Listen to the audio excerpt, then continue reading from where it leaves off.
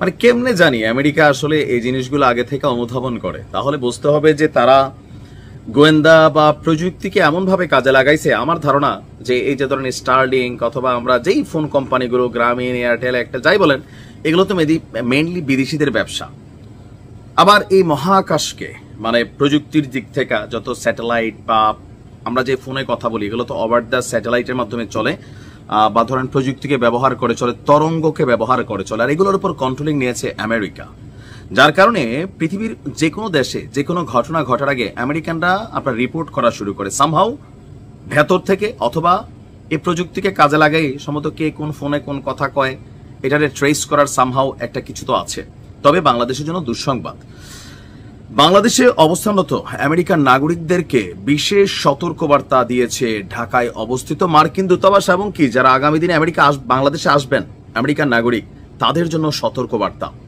এর আগেও একটা সতর্কবার্তা দিয়েছিল, এরপরে কিন্তু 32 ভাঙচুর হয়ে গেছিল, খেয়াল আছে তো? আমেরিকানদের একটা দিয়েছিল যে বড় ধরনের একটা ঘটনা ঘটবে। তো আমরা দেখছি যে গতকালকে হঠাৎ করে সামাজিক যোগাযোগ মাধ্যম ফেসবুকে মার্কিন অ্যাম্বাসির যে পেজ আছে আমেরিকার দূতাবাসের, সেই পেজে একটা পোস্ট দেওয়া হয়েছে। সেই পোস্টে আপনার তারা লিখেছে যে বাংলাদেশ জুড়ে বিক্ষোভের সংখ্যা বৃদ্ধি পাওয়ায় মার্কিন নাগরিকদেরকে সতর্ক থাকতে নির্দেশনা দিয়েছে আপনার কি বলা হয় যে আমেরিকার দূতাবাস। এতে বলা হয়েছে মার্কিন নাগরিকদের মনে রাখা উচিত যে শান্তিপূর্ণ বিক্ষোভ সংঘাতে পরিণত হতে পারে। এই মুহূর্তে যেগুলো চলছে শান্তিপূর্ণ বিক্ষোভ, গতকালকে ঢাকাতে যুবদলের যেই ছাত্রদলের সম্ভবত সারা বাংলাদেশ থেকে যে প্রোগ্রাম ছিল তারুণ্যের সমাবেশ, তো এটা শান্তিপূর্ণ হয়েছে।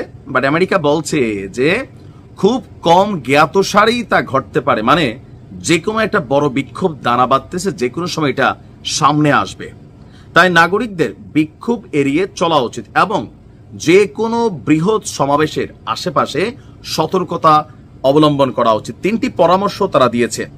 নাম্বার 1, ব্যক্তিগত নিরাপত্তা পরিকল্পনা পর্যালোচনা করুন, প্রত্যেক নাগরিককে বলা হয়েছে আমেরিকার। নাম্বার 2, স্থানীয় অনুষ্ঠান সহ আপনার আশেপাশের পরিবেশ সম্পর্কে সচেতন থাকুন। তারপর হচ্ছে আমরা যদি দেখি নাম্বার 3 হচ্ছে যে কোনো পরিস্থিতিতে যে কোনো সিদ্ধান্ত বা যে কোনো জিনিস নিতে দূতাবাসের সাথে যোগাযোগ করার জন্য, বিপদ আপদ হলে সরাসরি যোগাযোগ রাখার জন্য বলা হয়েছে।